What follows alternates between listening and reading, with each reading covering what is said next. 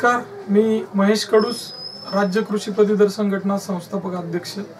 विदर्भातल्या माझ्या तमाम पदवीधरांना माझं आव्हान आहे, येत्या 3 फेब्रुवारीला अमरावती पदवीधर मतदारसंघाची निवडणूक आहे। मित्रांनो, घराणेशाहीच्या विरोधात आपला लढा आहे।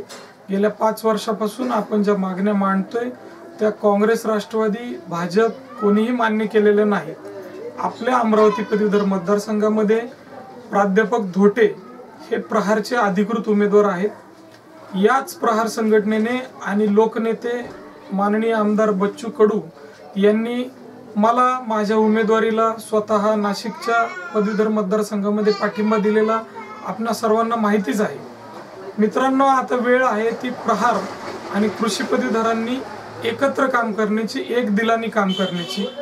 मी आपणाला आवाहन करतो, ज्या सरकारने, ज्या नेत्यांनी आपल्या मागण्या गेल्या 5 वर्षात मांडल्या नाहीत विधान परिषदेमध्ये, आपल्या तोंडाला पानं पुसली आणि आपला विकास थांबवला, अशा नेत्यांना या निवडणुकीमध्ये घराणेशाहीला हद्दपार करा आणि प्राध्यापक धोटेंसारखा लढाऊ नेता विधान परिषदेमध्ये आपण निवडून द्या।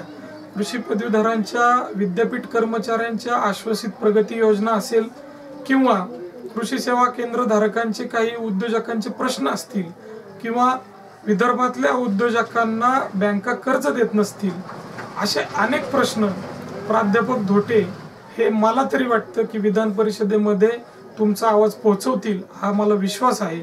तर पदवीधरांना, विदर्भातल्या कृषी पदवीधर बांधवांना, सर्व ॲग्रिकॉस लोकांना मी आवाहन करतो की एक दिलाने प्राध्यापक धोटेंच्या मागे उभे राहा आणि प्रचंड बहुमताने त्यांना निवडून द्या।